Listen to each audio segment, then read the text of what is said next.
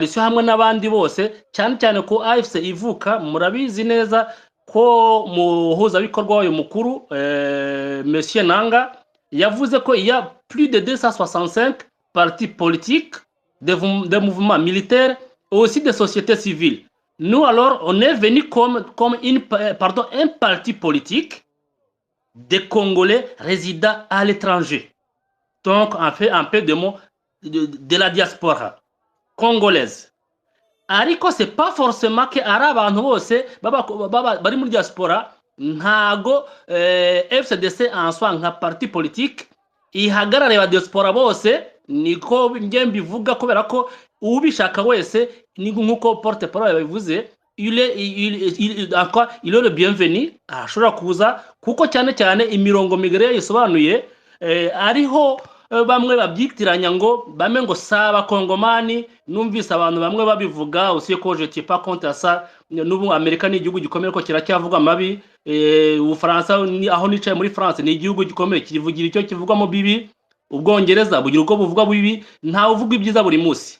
Abo bantu babivuga rero nagira ngo mbabwire ko mu byukuri twebwe nk'abakongomani twishyize hamwe turareba les défis que le Congo a.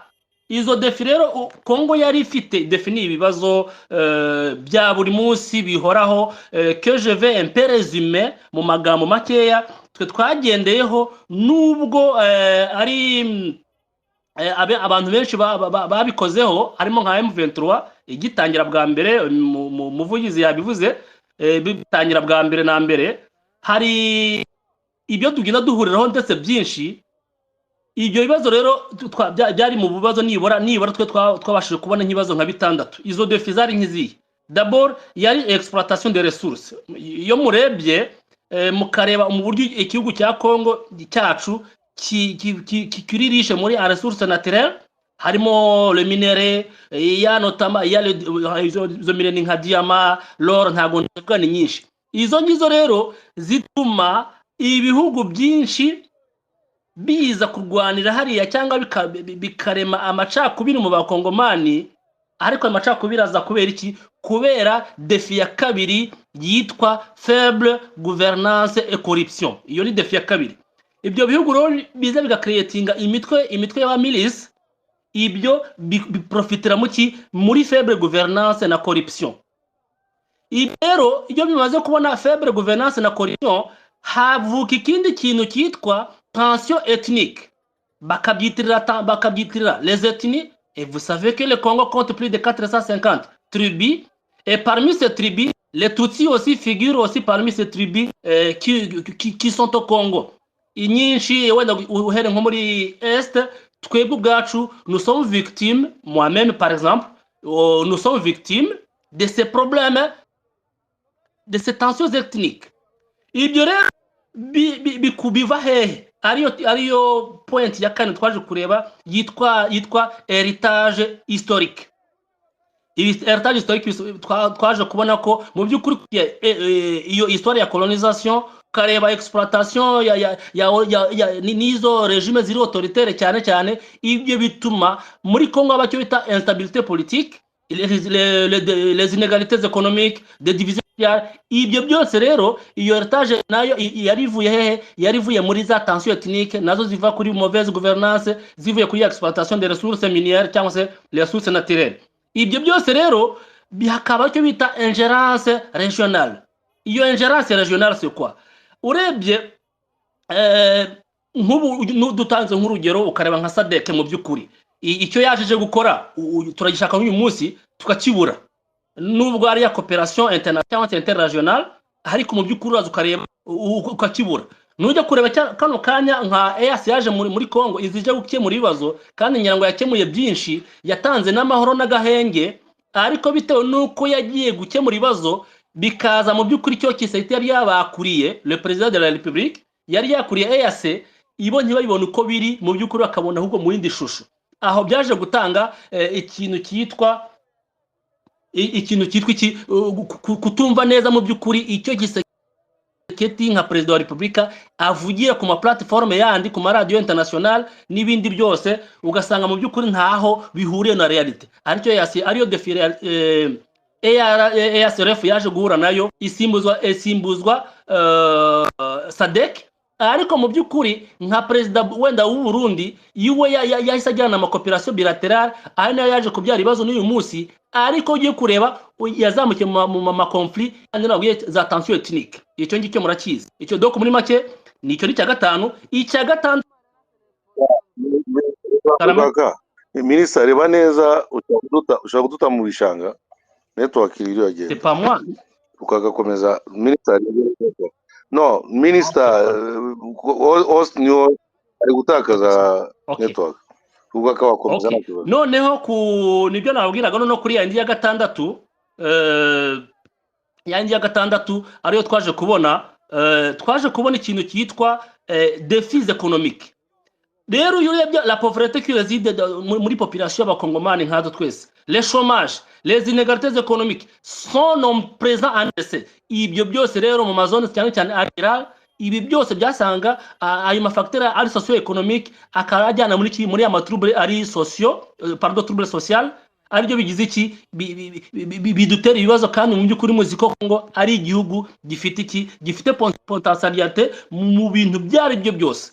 So ngiza ngo muri make izo defi kwa eshatu nizo FCDC yagikandagiraho iziha umwanya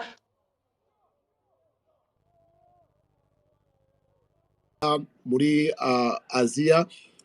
Muri Amerika twese twamenyanye bitewe nuko twaje dushikira koze y'abasore bahagurutse bafite ishyaka ndetse n'ishami rya gisirikare ryo bita ARC. Ubwo rero tukaba twavuga yuko ari umunezero cyangwa se n'ibyishimo kuba twabona umuryango uje kunganira aba bantu bahagurutse bagafata iya mbere, bavuga ati rero tugomba kujya gushyigikira tukabagwa mu ntege tukakora iyo bwabaga ejo n'ejo bundi igihugu cyanatungana, tugakomeza tugashyiraho ibikorwa remezo n'iterambere.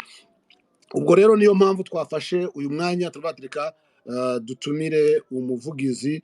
Ndagira ngo dukomeze abafite mic mutange musuhuze abari muri audience mu gihe tugitunganya ku koranabuhanga bwitunganya uburyo dushobora kwakira umuvugizi wa FCDC.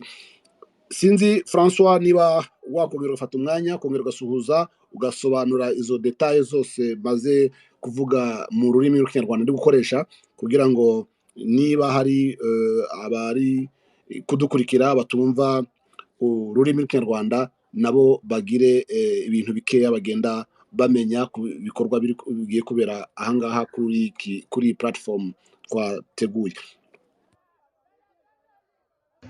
Oui, on disait en fait, tu disais que s'il y a des gens qui ne parlent pas le Kinyarwanda, qu'ils soient toujours les bienvenus pour n'importe quelle langue de leur préférence, même Lingala, Swahili, français, il n'y a pas de problème, on va... Amani, je crois qu'il parle tous ces langues, il n'y a pas de problème.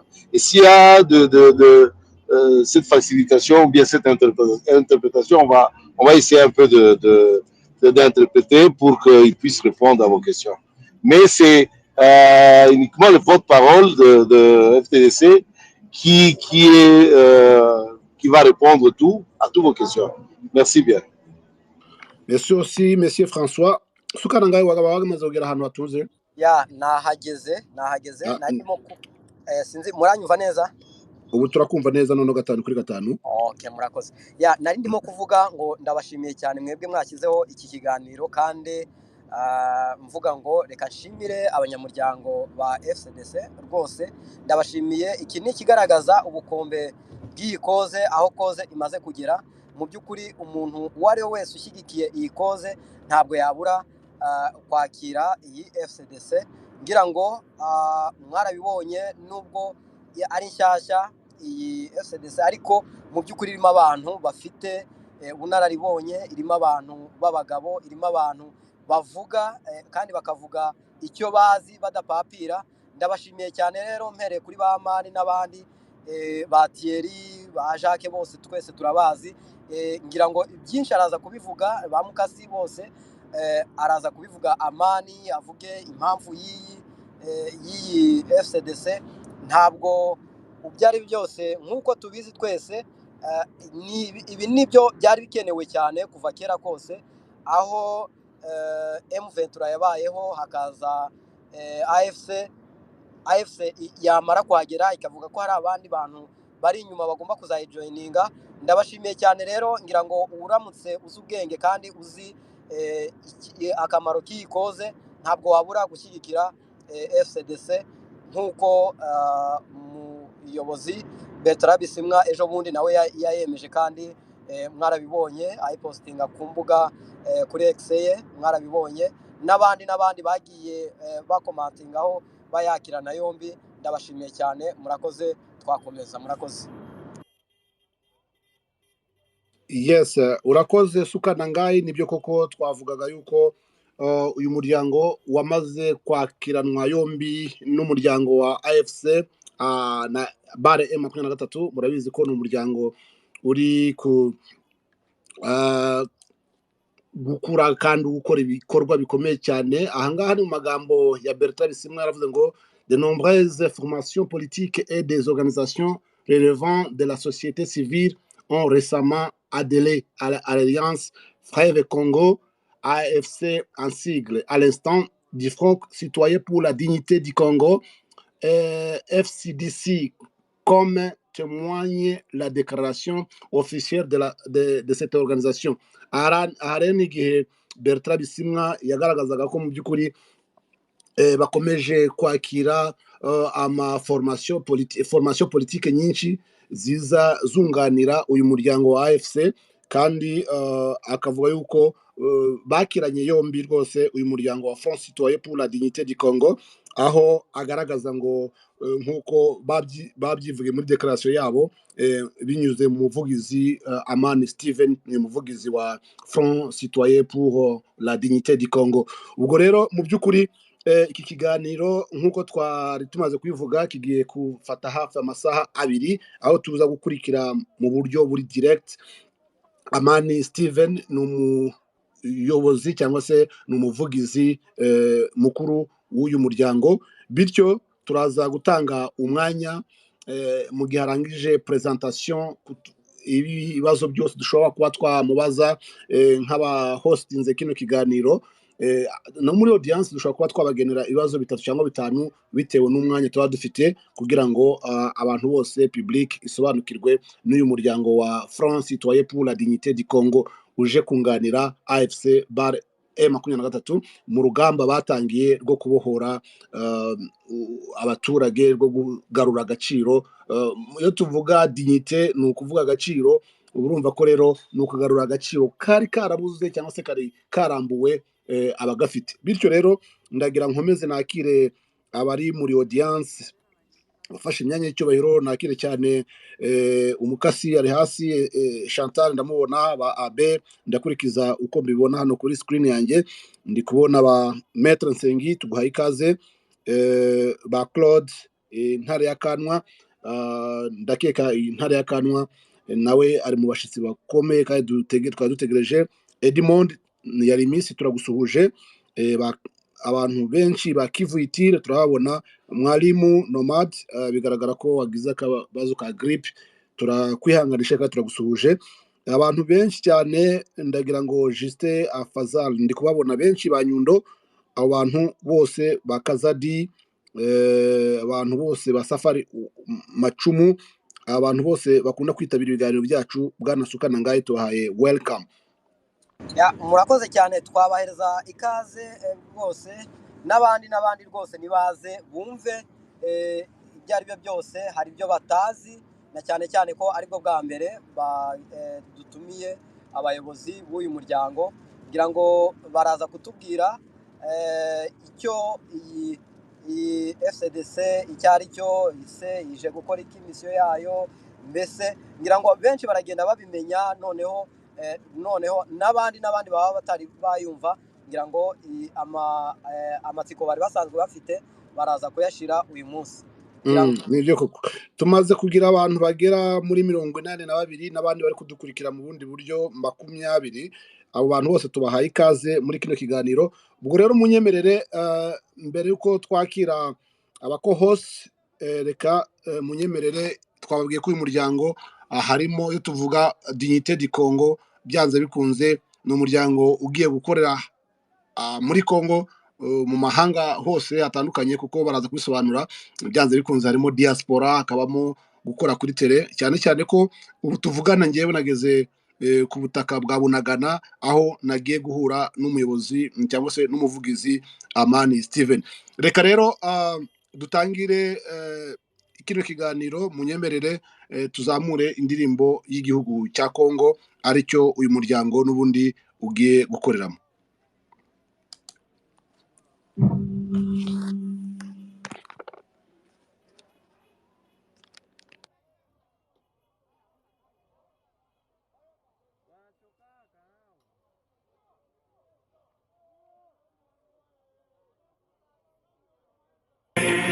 Unis par le sang, unis dans le fort pour leur indépendance.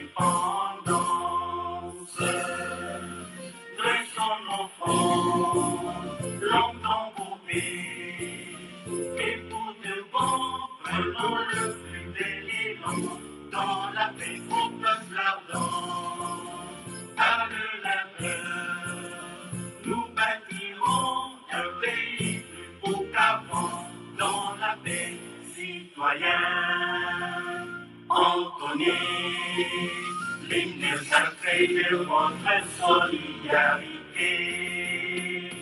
Fièrement saluez l'emblème d'or de votre souveraineté. Congo, don béni, Congo, des aïeux, Congo, au pays, Congo, bien-aimé, Congo, nous peuplerons ton sol et nous assurerons ta grandeur. 30 juin au doux soleil, 30 juin du 30 juin, jour sacré soit le témoin, jour sacré de l'immortel, serment de liberté, que nous léguons à notre postérité pour toujours. Merci pour toujours. Reka noneho munyemerere nakire ba co-host François turakwakiriye, Suka Nangaye turakwakiriye, ni nyuma y'indirimbo y'igihugu yubahiriza igihugu cya Congo kandi tuvuga yuko tugiye kwakira umuvugizi wihariye wa Front Citoyen pour la Dignité du Congo. Niyo mpamvu wenda abantu babashitsi tubibukije yuko twagombye kubanza tugahaguruka tukaririmba iyi ndirimbo yubahiriza igihugu cya Congo. Ubwo rero François ndakwakiriye, merci. N'umundi umwanya audience ya tupresente, merci. Sawa, tuwapatie karibu kila watu yote, museme lugha zenu mnapenda. Lugha inasemewa mu east ya Congo. Mwana nataka kusema Kiswahili aseme Kiswahili, mema Lingala tutasikia, hakuna problem. Mwana sauf marche bien sûr. Lugha internationale, français, anglais, Kiswahili, Lingala, on peut tunaweza kuweza kubafasiria kila kitu yote. Amani mimi anajua hizo lugha zote na kenye asikie tunamwambia, donc tukue à l'aise, kila mtu ajibia aulize kenye anataka kujua detail yose. Gisi ministre alisema hii mouvement FCDC ni mouvement yenye inakuja kujiunga na AFC juu ina cause ya AFC iko njo cause yabo nao ni cause moya. Sasa waliona vizuri kutumika pamoja comme l'union fait la force,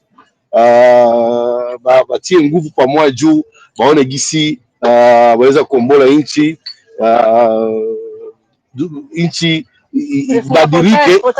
ibadilike mzuri juu tunamaliza miaka mingi tuko tunaona vitu vibaya tu. Minaza hivi mwenyewe tiko na question tutauliza Amani, tuko pamoja. Merci bien. Urakoze François kwa lugha ya Kiswahili. Suka Nangaye turakwakiriye.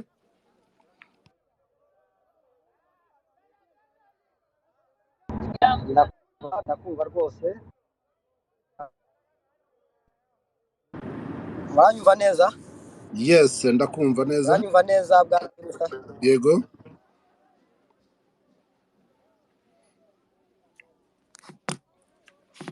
Ndumva musa naho hari ukuntu bitameze neza, ni buri mu muhanda simbizi.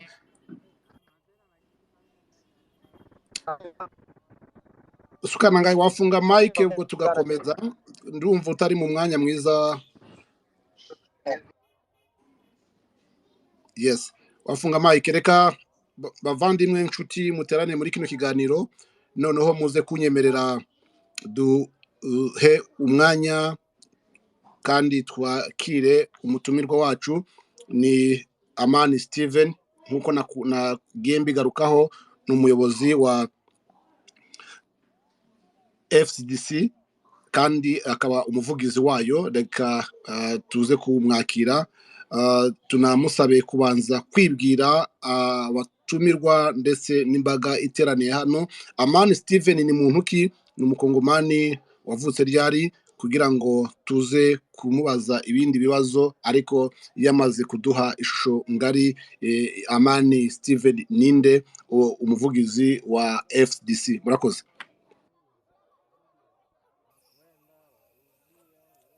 Murakoze kumpa ijambo.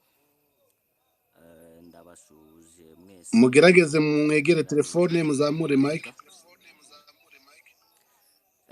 Ndumvikana hano?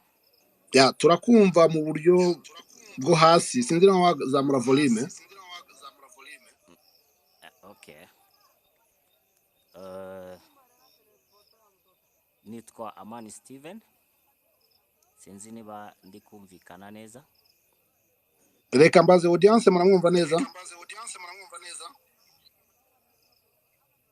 Ya, ntago bakumva neza. Egera telefone noneho uzamure ka volume twumve ko twakumvikana. Okay. Sinzi impamvu kabisa, ariko genda kubumva neza. Okay, noneho ongera ijwi kugira ngo mukomeze. Okay. Ni Amani Steven. Hano ndakeka ko ijwi muri kuryumva neza. Très bien. Okay.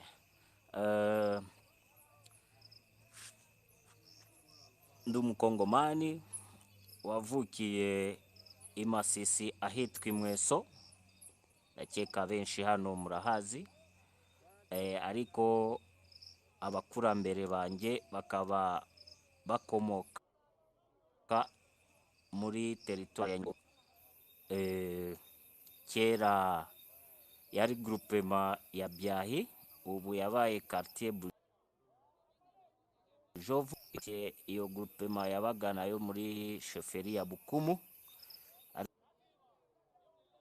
ariko ubu bayishize mu mujyi wa Goma muri Kombi. Aho niho abakurambere muri village bita Murambi. Sinzi niba muri kunyumva kugira ngo nkomeze. Rwose turi wa fixinga network wa fixing. Okay. Nkuko narindi kubivuga, nkomoka muri Congo. Muri territoire ya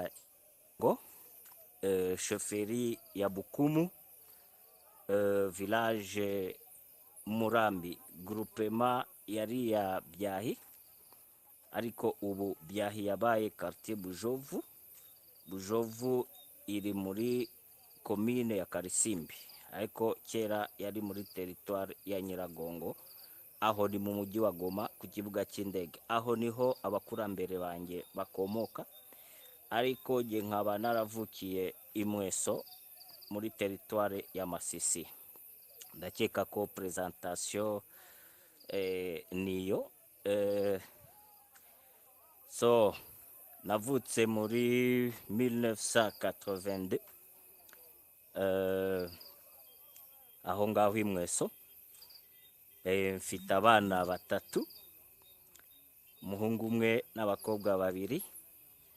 ndakeka ko tudatinze twakomereza aho iyo presentation ndakeka ko ihagije, usibye ntago nashize bya ibindi turakomeza experience yanjye cyangwa ibyo nakoze ubwo turakomeza nyuma. Merci. Yes, murakoze cyane bwana umuvugizi. Mikoro yawe ifite amayeko, ujye ugerageza ufunge mu gihe duhaye umwanya. Okay. Thank you, kuko tuvuze amajwi arahita tugarukira, biraba nkanyira mu bandi. Reka tugushimire. Bityo rero muduhaye presentation yanyu kandi mutuhaye ishusho ngari n'amavuko aho mwavukiye, ibintu byiza cyane. Ariko bwana umuvugizi, iyo audience iri aha ngaha yifuje kumenya, imaze kumenya muri bande, mukora iki, wenda ni ikibazo kiri buze gukurikiraho, ariko tukajya ku byaduraje inshinga cyane. Uyu muryango wa Front Citoyen pour la Dignité du Congo, uyu muryango muze kutubwira mu mwanya mugiye gufata, wenda muduha presentation, mutubwire uyu mukora mute, mwatangiye ryari, yavutse ryari, yavutse kuye mpamvu, ikindi kibazo umuntu yaza kwibaza, iteganya ite gukorana n'uyu muryango wa AFC M23. Ese mwabonye bafite intege nkeya, mushaka kubongera mw'imbaraga cyangwa se kubunganira? Ibi bintu n'ibibazo wenda nkange yowe kino kiganiro numva twabanza guheraho, kugira ngo n'abari muri audience baze kumva neza impamvu ya kino kiganiro. Bwana umuvugizi.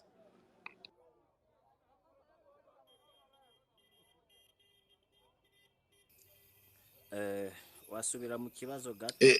Yes, uramarafunga Mike. Narimbaje nti tumaze kumenya neza uriwe, ariko reka twibande kuri uyu muryango wa Front Citoyen pour la Dignité du Congo, mubereye abavugizi. Ese uyu muryango watangiye ryari? Wavukiye he? Wavutse kuye mpamvu? Ikibazo nsorezaho, ese uteganya ute gukorana na AFC bar M23? Okay, merci. Ndashaka kwisegura kuba dukurikira, kuko ndashaka gukora melange y'indimi. Urumva twe twavukiye Congo, ikinyarwanda ni ururimi rwacu rw'ababyeyi bacu, ariko majorite y'abantu bavukiye muri Congo benshi, cyane cyane urubyiruko, urwo rurimi ntabwo turukamiritse cyane. Nous ne maîtrisons pas parfaitement la langue kinyarwanda, donc nous allons un peu mélanger les langues. Wenda aho bitunaniye mu kinyarwanda turaza gushiramo n'igifaransa, aho bitunaniye mu gifaransa dushire nous selon multilingue en bref. So sinzi niba munyemereye ngo tuze kumelanja. Umuntu ufite wenda ba host na ba co-host mufite ubwo bushobozi, muzajya munyunganira mu interpretation, gusobanurira, kugerageza gusobanura, kuko ndavuga cyane byinshi mu gifaransa. So muzajya mumfasha kubivuga no mu kinyarwanda, kugira ngo abari hano batwumva babyumve neza. Okay. Tutari twajya kure, ibibazo umbajije ni byiza. FCDC, ndashaka ko ni introduisa kwanza. Je vais introduire le FCDC, le Front Citoyen pour la Dignité des Congolais. Quand on parle du front, mwese murabyumva, qu'est-ce qu'est un front? N'urugamba twiyemeje kwinjiramo ariko ruri citoyen, donc front citoyen rudafite imbunda, donc ni front, ni urugamba urugamba rw'abaturage, rw'umuturage. ni urugamba rw'umuturage. Muranyumva? 5-5. Okay. Ni urugamba rw'umuturage nyine, amaso ye ayahanze agaciro ke. Uwo muturage yinjiye mu rugamba kugira ngo yihe agaciro. Niyo bref ya FCDC, Front Citoyen pour la dignité des Congolais. Donc guhesha umuturage w'umukongomani agaciro. Donc le FCDC est un mouvement social et politique. Ntabwo ari politique gusa, turi social aussi. Nk'uko mwabivuze, twebwe turashaka kwadera kuri M23. M23 c'est un mouvement politico-militaire. Mais le FCDC c'est un mouvement social et politique. Ntabwo turi mouvement politico-militaire, ariko twe turi un mouvement social et politique à la fois. Urumva ko iyo tuvuze social ni ibintu byerekeye abaturage bose muri rusange, mu buzima busanzwe, mu mibereho yabo, byose noneho mu buryo bwa politike. So iyi mouvement yavukiye muri Ottawa kuko ni mouvement, c'est un mouvement ivanzemo abakongomani batuye mu mahanga cyane, nibo bayitangije, itangirira muri Canada ahitwa Ottawa. So urumva ko no muri video mwabonye twababwiye ko abayobozi bayo benshi bari mu mahanga.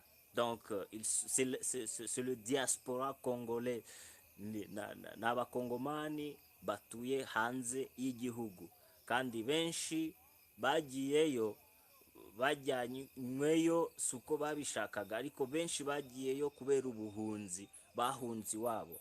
Mena FCDC yaje kuvuka nyine abo bantu bahunze, iyo diaspora y'abakongomani benshi bahunze nibo bagize igitekerezo cyo kwicara vuga se twataha gute, ni gute twabaho nk'impunzi aho turi mu buhungiro, à l'étranger, kubaho en exil jusqu'à quand.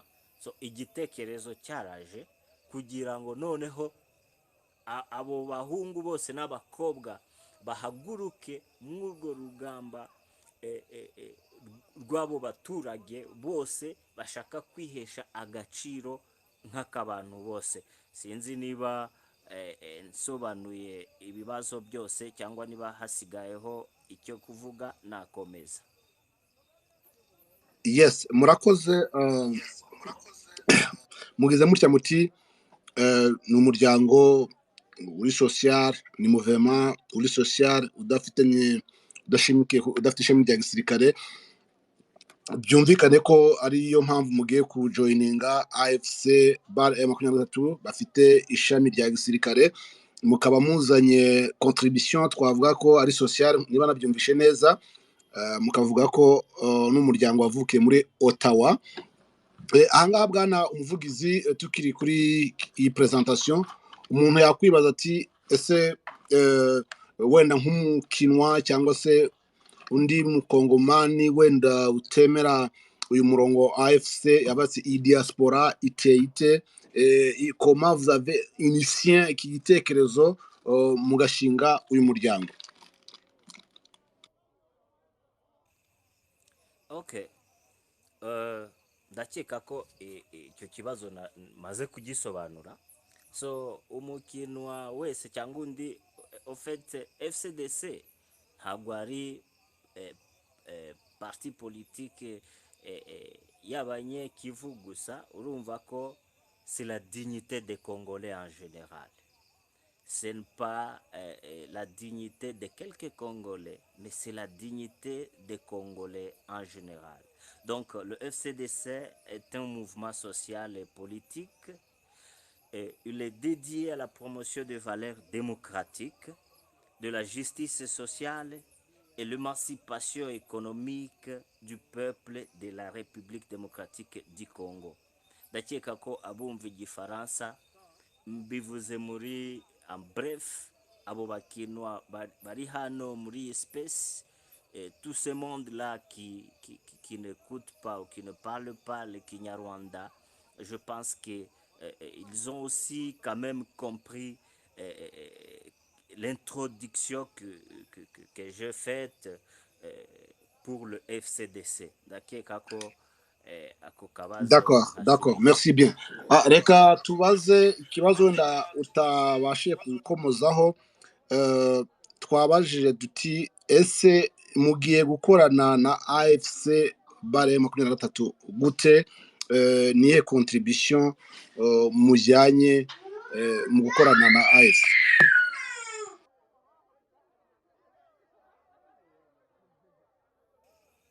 Okay.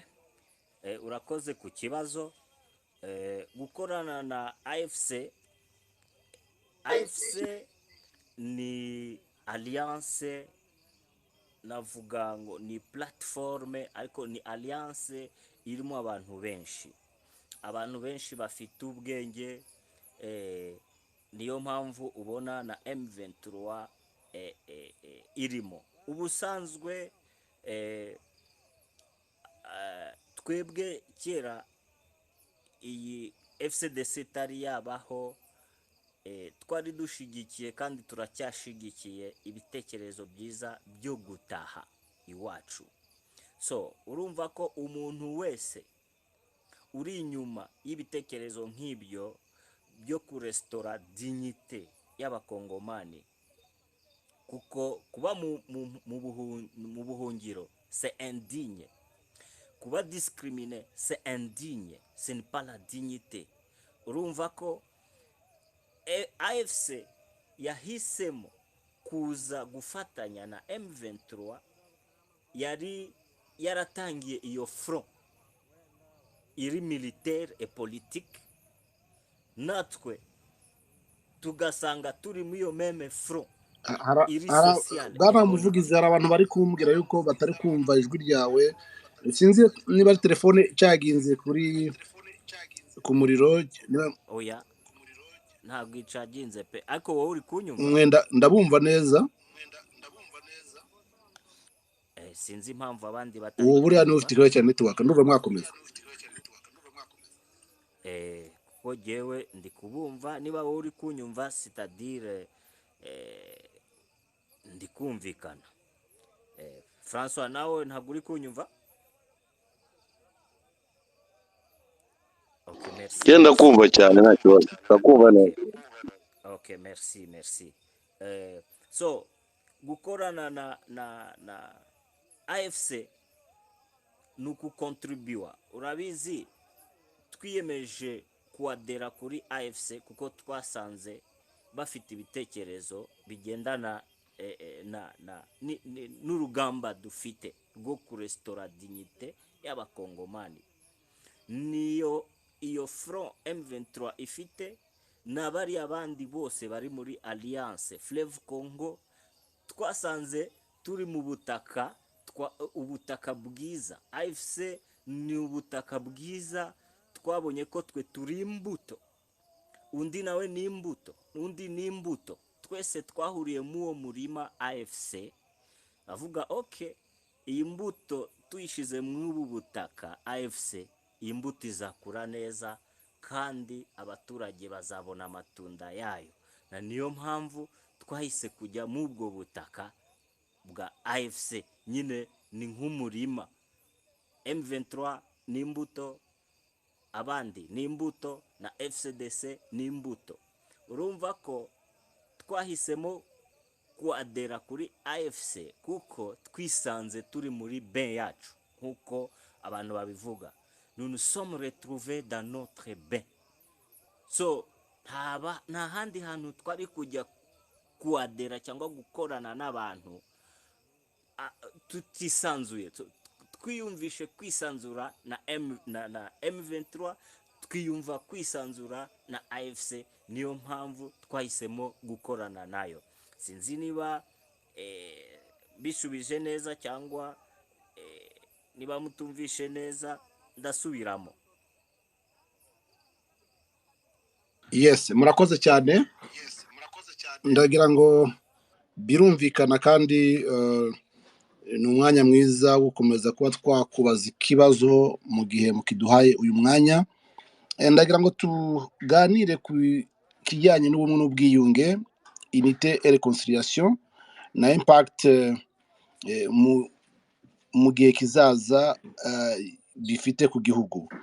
Ikindi kibazo wenda nabaza, muri abafatanyabikorwa nk'abafatanyabikorwa AFC, mu gihe AFC bare M23 bamaze kugarura umutekano, mufite iyihe mirongo migari yanyu n'umusanzu muzatanga muri coalition nationale igihe cyose mvuga yuko abangaba bafashe umuheto, bafashe iya mbere mu kurwanya politike mbi no ya Kongo yamaze kwarika imbaga, ikaza hakaba hari victime ya discrimination, hakaba hari victime y'amacakubiri nk'uko nabivuze ku bakongomani bose.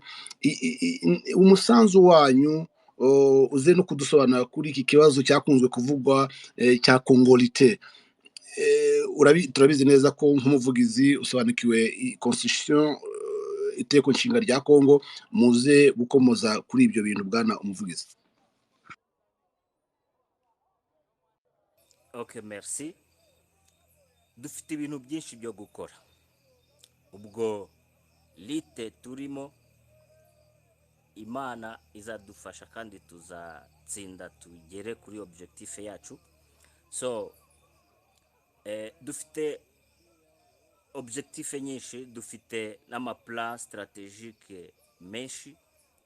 Voyez, donc parmi nos objectifs, parmi nos plans de contingence, le plan stratégique que nous avons,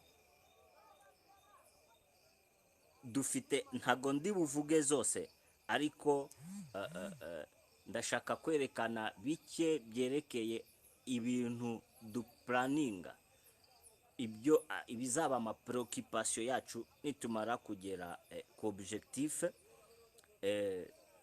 Hari ikintu d'abord cya démocratie. Donc le FCDC va reposer sur le valeur fondamentale. Et parmi ces valeurs fondamentales, hari ikintu cya démocratie cyane. La démocratie et les droits de l'homme. Iyo izaba cheval de bataille ya mbere yacu. Icya kabiri, tuzibanda kuri justice sociale et l'égalité. Hazaba autonomisation ya développement économique. Sinzi niba mu Kinyarwanda nyine biragora, ariko ndakomeza, ababyumva barabyumva, abatabyumva baraza kwandika nyine aho ngaho muri komenti. So host azajya areba ukuntu ya interpreta cyangwa abakohoste. Je disais, il y a la justice sociale et égalité. Il y a l'autonomisation de développement économique, la transparence et responsabilité, hariho inclusion et diversité, hariho mu bikorwa tuzakora nitugera kuri tere nk'amaparti politike menshi, yo hari ibintu batumvikanaho na leta cyangwa ibintu, hazabaho resistance non violente et protestation pacifique, nk'ukuntu imyigaragambyo yose ibaho iri pacifique. ibyo byose bizajya bikorwa natwe, ariko hariho ama priorite, hariho ama priorite strategique twibanzeho nkatwe FCDC kugira ngo dukomere, ariko tutari kuko ntabyo wari wambaza, ntabyo wari wambaza ko ayo ma priorite yacu ukuntu turi gukora imikorere yacu pour l'instant. So ndashaka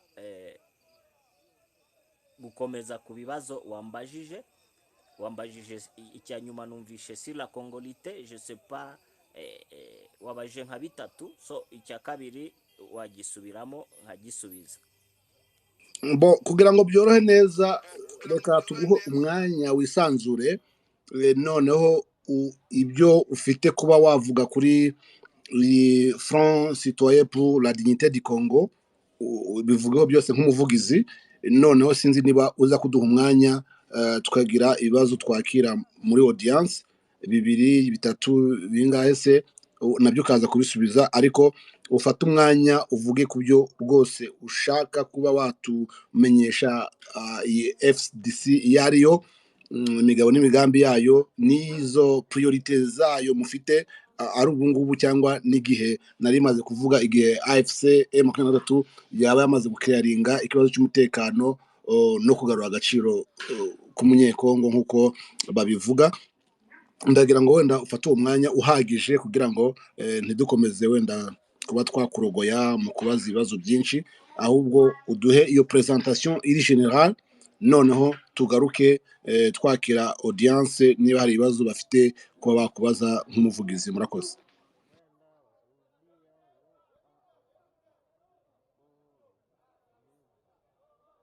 Ok, merci.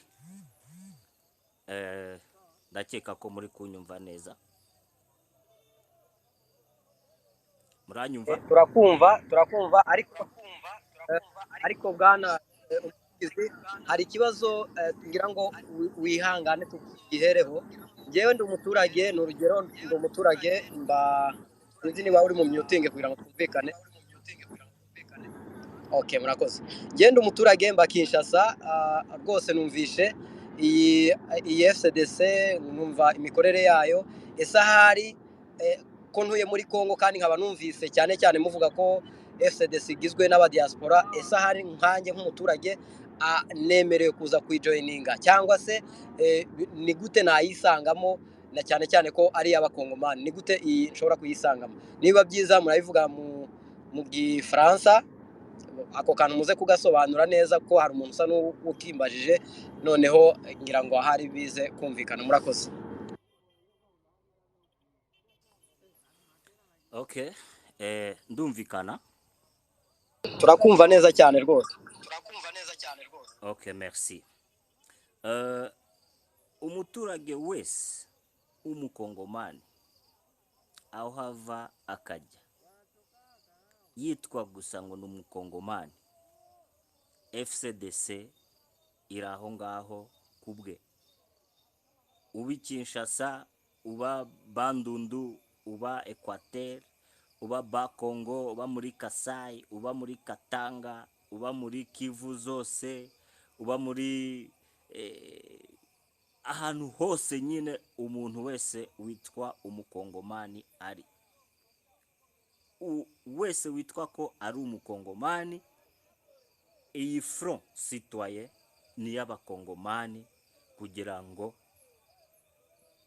nyine agaciro kabo kabe gahari, niko turi kurwanira. Rero umuturage wese yisanzure ushaka kwinjira muri FCDC, il est libre vraiment. Vous êtes libre à adhérer dans notre votre parti politique. C'est un regroupement, c'est un mouvement social et politique.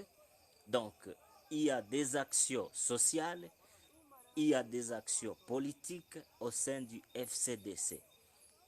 Naba bandi biyumva ko badakunda politique, umwanya wabo muri sociale urahari. nta FCDC yatangiye iri mu ma action sociale. Urumva ko hari byinshi dufite, akazi kenshi dufite, n'ama action menshi dufite ku bwa sociale y'abaturage. So umuntu wese wiyumva ko ari umukongomani wifuza kugarura agaciro ke, il est le bienvenu. Ndakeka ko bwana mukongomani nagushubije neza. urakoze bwana Amani. Ikibazo umuntu yakwibaza warusorejeho, umuntu yakwibaza nkurikije n'ibibera ahangaha kuri za murandasi ku kibazo cya Congolité, qui est congolais, qui n'est pas? Ok, merci. Kw'iki kibazo cya Congolité, bo ndakeka ko abapolitisiye ba Congo bakizi neza icyo kibazo. Ni ukuvuga ko constitution ya Congo niyo abantu bose bakurikiza. Constitution ya Congo yemerera buri muntu wese uwo abakurambere be bavukiye muri Congo avant 1960. Constitution il claire. Ka ngitindeho gato iki kibazo kuko nicyo kibazo cyane giteza ibibazo muri Congo, cyane cyane iwacu muri Est. Cette notion de la nationalité, c'est elle qui a la base y'ibintu byose tubona hano iwacu. Yewe amateka aratubwira, l'histoire nous rappelle que en dehors des Pygmées, toutes les autres ethnies, ubwoko bwose cyangwa abandi bantu bose usibye abatwa gusa bambuti, abandi bantu bose bari muri Congo baje muri Congo muri vague successive ya immigration. Twese twaturutse ahantu runaka, urumva, usibye abatwa gusa. Ni ukuvuga ko nta muntu hakuna mtu anaweza jipiga kukifua, se taper le poitrine, la poitrine, avuga ko niwe mukongomani abandi ntabwo ari abakongomani, cyangwa avuge ngo hakuna mtu manaweza exclure mtu kukua Congolais, au hakuna mwenye anaweza kujiakapare le nationalité ye peke, paske si bote tulikuyaka a vague successive ya nini ya maimmigration. Tuko batu, nous sommes tous les immigrés, donc tulitokaka quelque part si bote. Nashakaga kusulinya akandi kantu kubera iki kibazo cya Congolité mubajije. Ndashaka kwibutsa abantu ko avant 1960 nta mukongomani wabagaho. Wenda niba hari question ya doute muraza kumbaza, ariko ndashaka kwisobanura. Nta mukongomani wabayeho avant 1960, parce que iki gihugu cyabayeho twari cyatangiye kitwa EAC. Avant EAC, no, État indépendant du Congo. Icyo gihe twarabasije, donc ubutaka n'ibiyirimo n'abantu twara abantu ba Roi Leopold, kuko yari propriété privée ye. Ubwo butaka bwose bwitwa Congo yari propriété privée y'umuntu. Vuga ko nta muntu, nta nationalité yabagaho, kuko karaga agasambu k'umuntu runaka. Uwo muntu yaje kugaha igihugu cya Belgique kubera kunanirwa kwishura amadeni yafashe mu gihugu cye. Duhita duhinduka le Congolais belge. icyo gihugu cyiswe congo belge. Sinshaka gushiraho amatariki n'ibiki kugira ngo tudatinda, abize histoire barabizi. Igihugu cyabayeho congo belge, ni ukuvuga ko nta mukongomani wari uhari, twari ababirigi tukaba n'abakongomani. Urumva ko nta nationalité, nous étions des belges congolais ou bien des congolais belges. Noneho nyuma yaho, nyuma y'iyo etape haje abantu barwanira noneho nationalité kugira ngo twibohore indépendance, harimo na ba Lumumba. Il y a quelqu'un qui a voulu que vous Ntidushaka puissiez gutinda répondre en français. Ok. Et quelqu'un veut que je parle en français? D'accord. Ouais, mais il y a aussi d'autres personnes qui... Ok, c'est bon. Donc, je disais ceci. À part les pygmées, tout le monde, à part les pygmées, tous les autres Congolais sont venus de quelque part, par une vague successive. Personne n'a le droit d'arracher la nationalité congolaise à l'autre, et quelqu'un n'a pas le droit de s'accaparer de cette congolité à lui-même seul. Non. Maintenant, je disais ceci. Avant 1960, il n'y avait pas un Congolais. Il n'y avait pas la nationalité congolaise. La nationalité congolaise, parce que nous tous, nous étions des sujets, des sujets du roi Léopold II. Parce que cette terre qui est devenue le Congo démocratique aujourd'hui, cette terre appartenait à quelqu'un, à un Belge qui s'appelle Léopold II. Voyez? Je ne vais pas aller très loin ou bien fouiner dans l'histoire avant l'État indépendant du Congo. Il n'y avait que des royaumes à l'époque. Mais après, c'est cet homme-là qui s'est accaparé du Congo, de la terre de nos ancêtres, et nous sommes devenus ces sujets. Voyez, il n'y avait pas un Congolais, il n'y avait pas de la nationalité à l'époque. Et après cela, nous sommes devenus des Congolais belges, parce que le pays était devenu Congo belge. C'est-à-dire qu'il n'y avait pas une nationalité. Nous étions à la fois Congolais et nous étions à la fois des Belges. Voyez? Maintenant, en 1960, quelqu'un s'est levé, comme notre hymne national le disent, debout Congolais. L'homme s'est mis debout, il a sensibilisé tous les Congolais. Debout Congolais, unissons-nous pour l'essor, en fait, de réclamer l'indépendance. C'est ça la nationalité, la notion de la nationalité. Donc la nationalité, c'est l'ensemble de tous ces peuples qui se sont réunis pour une cause quelconque. C'est après avoir récupéré ou conquérir l'indépendance qu'on a maintenant élevé cette notion de la nationalité.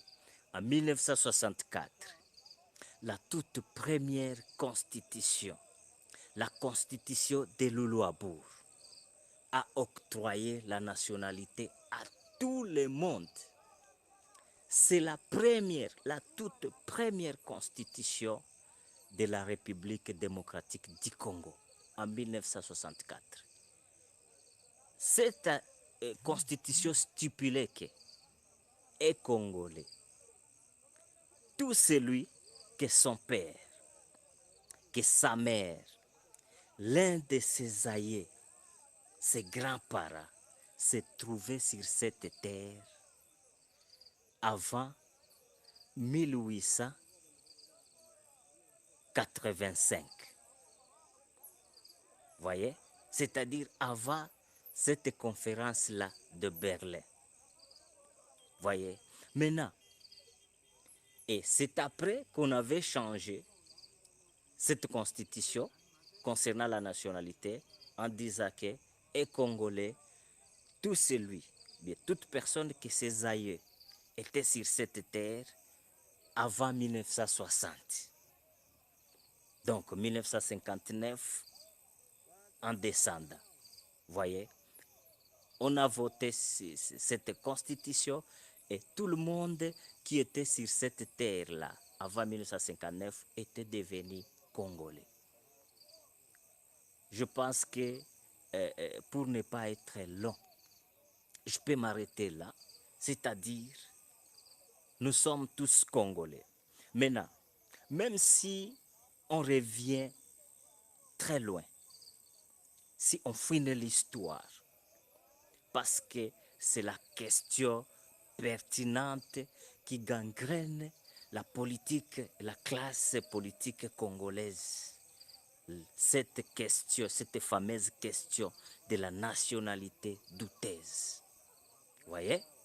Les uns disent que nous sommes des Congolais, les autres disent vous n'êtes pas des Congolais. Et là, il y a à se défendre. D'autres se mettent debout pour défendre leur nationalité, d'autres, une autre partie se mettent debout, pour combattre ceux-là qui veulent défendre leur nationalité. Maintenant, où est la vérité? Nous sommes africains tous, et c'est cette dignité que nous défendons tous. La nationalité congolaise, je pense que, comme moi, je m'appelle, mon père s'appelle Habimana Rudatinya Wamikuro Ambroise.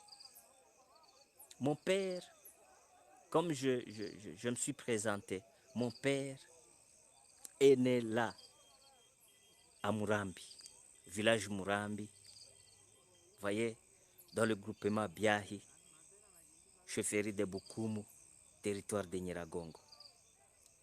Et ses grands-parents consultaient le livre Le Royaume Hamite au centre de l'Afrique.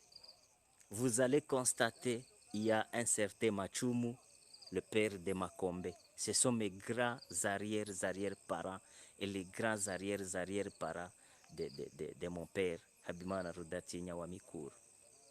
Maintenant, comme mon nom et le nom de mon père est un Kinyarwanda, directement on me taxe d'être rwandais parce que je parle le Kinyarwanda. Je voudrais rappeler l'audience. Je voudrais rappeler l'audience que tous les pays limitrophes, nous avons des appartenances, des relations. Parce que quand on avait divisé l'Afrique, quand on avait partagé l'Afrique, on n'avait pas consulté ni les Rwandais d'aujourd'hui, ni les Congolais d'aujourd'hui. On n'avait pas consulté les uns et les autres. Ce sont ces grands boinas, les colonisateurs qui se sont assis quelque part en Allemagne. Ils ont décidé de tracer les frontières sans tenir compte des relations des uns et des autres. Ils ont décidé de tracer, comme il y a le lac Kivu, ok, à partir d'aujourd'hui, c'est ce lac Kivu qui est le limite, qui sera le frontière. Sans consulter ce qui était à Goma et ce qui était à Gisenyi. Je parle de l'Est, je ne vais pas aller très loin. Maintenant, pour ne pas aller trop loin, il y a ce qu'on appelle les Bangala, là au nord. Les Bangala, tout ce qu'on a, celui qui parle les Lingala, on dit qu'il est Mungala. Mais c'est faux. Tout celui qui parle Lingala n'est pas Mungala. Il y a les Bazande qui parlent Lingala et ils ne sont pas forcément des Bangala. J'ai suivi, est-ce que vous m'attendez?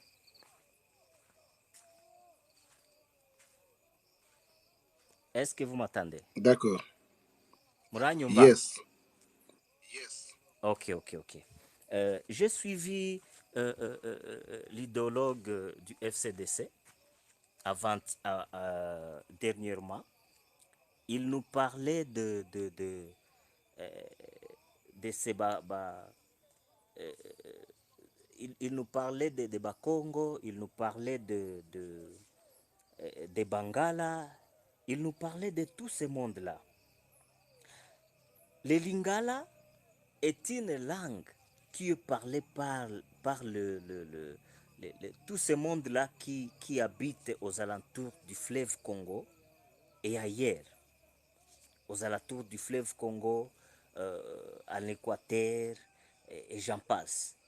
Mais tous ces mondes-là ne sont pas, tous ces Mongos, tous ces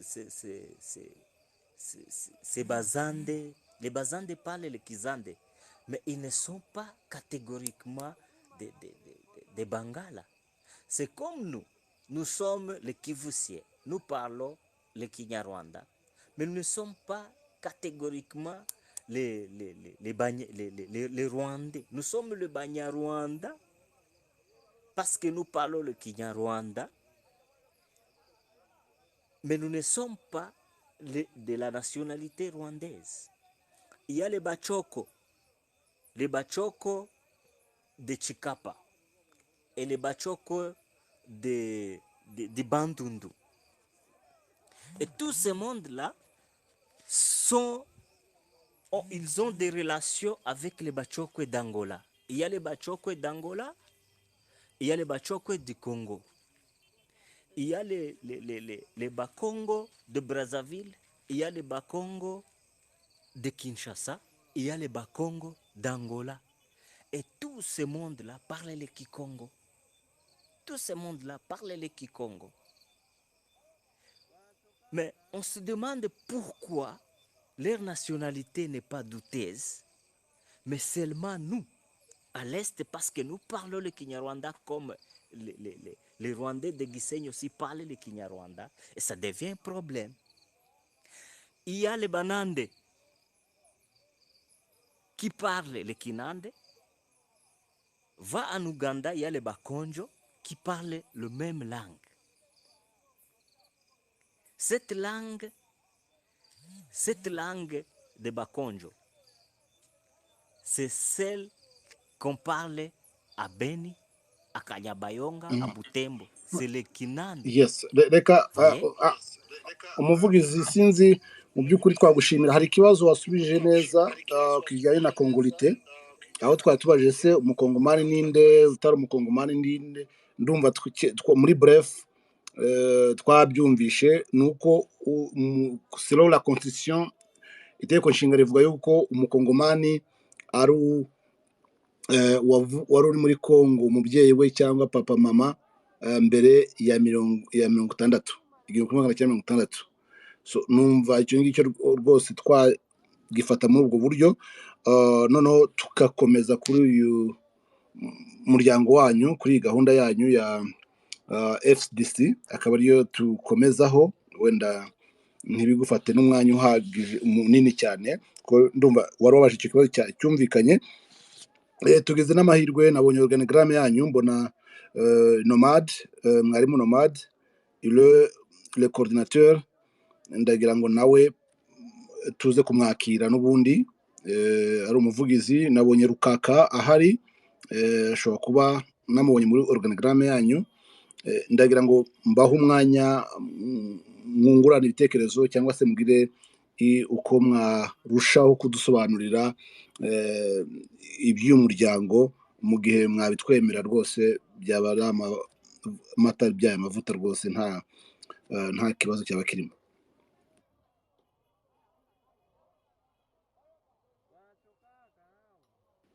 Nomade turakwakiriye. Wenda mu gihe amana kiri ufata ku mazi, ndagira ngo nawe wakomoza ku byo yari ariho, cyangwa se ugakomeza kuri ibibazo bimwe twari twabaje kumubaza.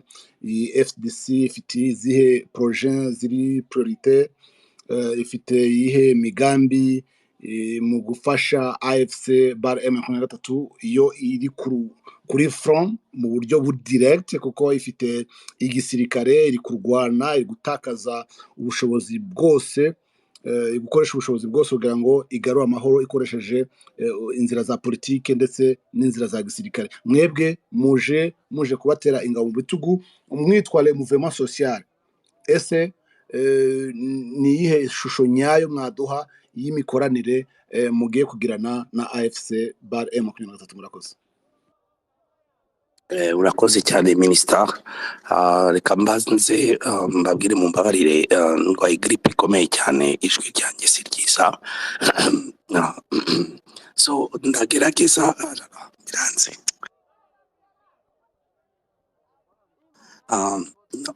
ndabona ijwi ryanze kabisa I'm sorry yes ugaragaza nko ku mazi ashyushye urukakara hari mwakunganirana umuvugizi mu yakiri ufata ku mazi ngiye niko nabisuggestinga umugabo nawe wafata ku mazi ashyushye we ukagaruka ijwi rimeze neza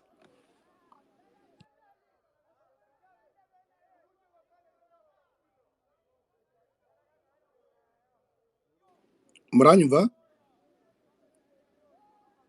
okay ndumva twakomeza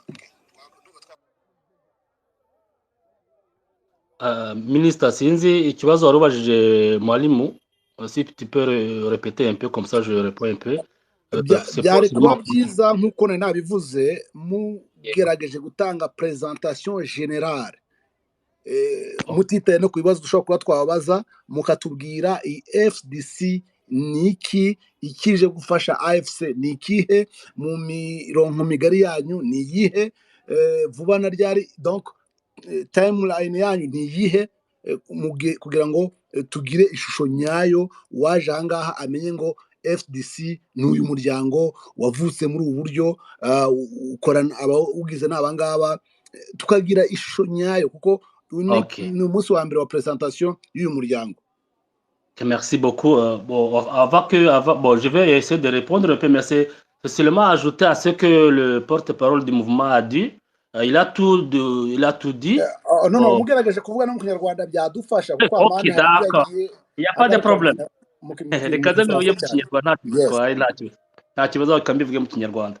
Ngira ngo mwari munaza aragicyongera hongera ngo umuvugizi by'umwihariko yabivuze ibyinshi yabivuze kandi ngira ngo nukongeraho mu byukuri yasobanuye uko umuryango wavutse ni ishyaka ryavutse rivuka ari ry'abakongomani bari muri diaspora abakongomani bari muri diaspora babishaka c'est pas forcément tout le monde mugerageze no gusubiza abantu ngewe ndabaza nka host cyangwa se ça importe pe nugira ikibazo nushaka wabaza mugerageze no gusubiza kuri bano bantu twabonye ku mihanda cyangwa se kuri ku masipesi atandukanye bavuga ati iri shyaka barita abakongomani ntago ari abakongomani bimeze bite ibi bintu byose muze kubikomuzaho kugira ngo uri hano muri space n'abari kudukurikira mu bundi buryo ndetse no kuri za YouTube channel ndagira ngo nababwiye ko Umurage TV iri kubicishaho live nandi ma YouTube channel abishyiraho basobanukirwe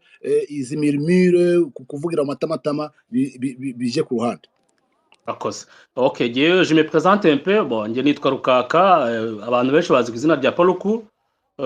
Nanjye je suis membre du FCDC, Front Congolais, pardon, Front Citoyen pour la Dignité des Congolais. Ni ishyaka nk'uko bivuze ryavukiye muri Canada, ibyo ntabwo mbisubiramo. Muri présentation yabayeho ya porte-parole que je remercie beaucoup. Babaye tweetinga nka yemewe nka membre wa AFC nka coalition uyu munsi FCDC iri ku rwego rwo gufata yubatse coalition hamwe n'abandi bose cyane cyane ko AFC ivuka murabizi neza ko muhuza bikorwa wayo mukuru Monsieur Nanga yavuze ko il y a plus de 265 partis politiques des mouvements militaires et aussi des sociétés civiles.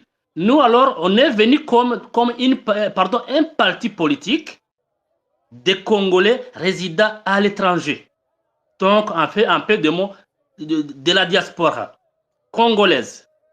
Ariko, ce n'est pas forcément que Arab en bari muri diaspora ntago FCDC en soi nka parti politique ihagarare ba diaspora bose, niko nge mbivuga, kubera ko ubishaka wese ni nkuko porte parole yabivuze, il est le bienvenu, ashobora kuza, kuko cyane cyane imirongo migari yisobanuye ariho bamwe babyitiranya ngo bame ngo saba kongomani. Numvise abantu bamwe babivuga aussi ko je tiens pas contre ça, n'ubu Amerika ni igihugu gikomeye ko kiracyavuga mabi, Ubufaransa aho nicaye muri France ni igihugu gikomeye kivugira icyo kivugamo bibi, Ubwongereza bugira uko buvuga bibi, nta uvuga ibyiza buri munsi.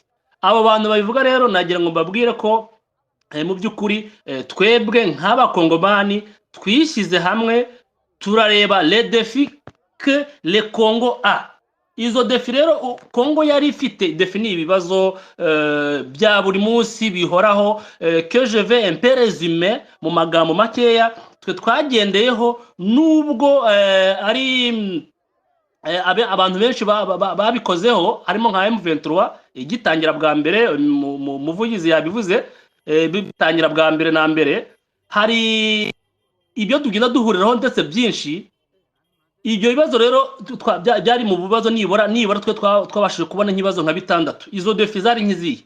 D'abord yari exploitation des ressources. Iyo murebye mukareba mu buryo igihugu cya Congo cyacu kiri riche muri ressources naturelles, harimo le minerai, ya notamment ya izo minerai nka diamant, l'or, ntago ndavuga ni nyinshi. Izo ngizo rero zituma ibihugu byinshi biza kurwanira hariya cyangwa bikarema amacakubiri mu bakongomani.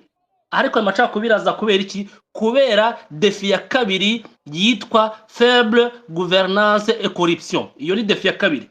Ibyo bihugu rero biza bigakreatinga imitwe ya milice, ibyo biprofitira muri faible gouvernance na corruption.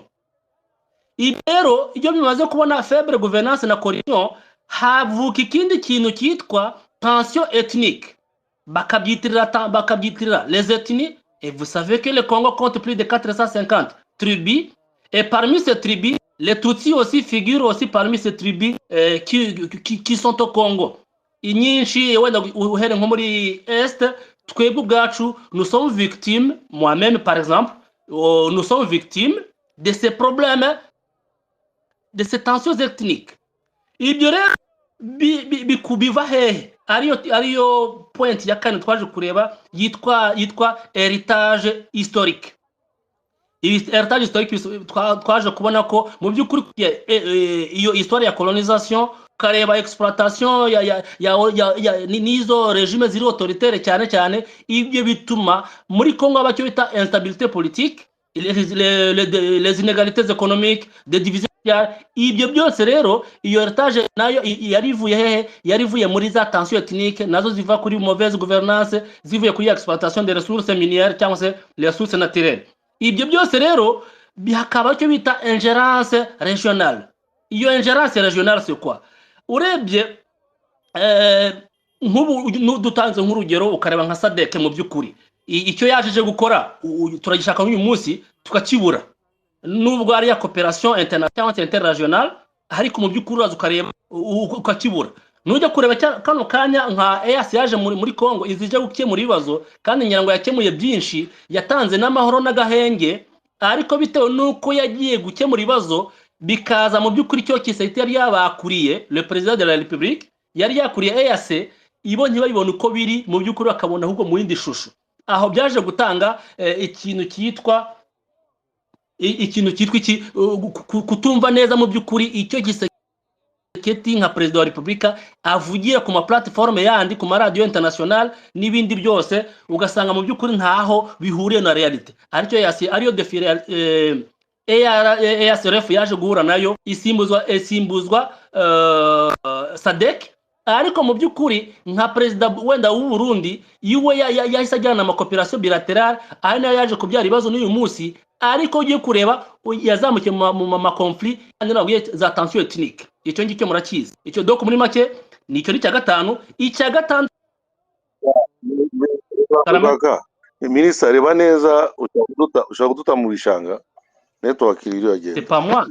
Ukagakomeza Ministre No, Minister, host niyo ari gutakaza Okay. network. Ubwo akabakomeza Okay. nakibazo. Noneho ku nibyo nababwiraga no kuri yandi ya gatandatu yandi ya gatandatu ariyo twaje kubona ikintu cyitwa défis économiques. Rero iyo urebye la pauvreté qui réside muri population y'abakongomani nkazo twese, les chômages, les inégalités économiques sont présents en RDC. Ibyo byose rero mu mazone cyane cyane rural, ibi byose byasanga ayo mafacteurs ari socio-économique akarajyana muri amatrouble ari trouble social, aribyo bigize iki bidutera ibibazo kandi mu by'ukuri muzi ko ngo ari igihugu gifite potentialité mu bintu byari byo byose. So ngiza ngo muri make izo defi kwa eshatu nizo FCDC yagikandagiraho iziha umwanya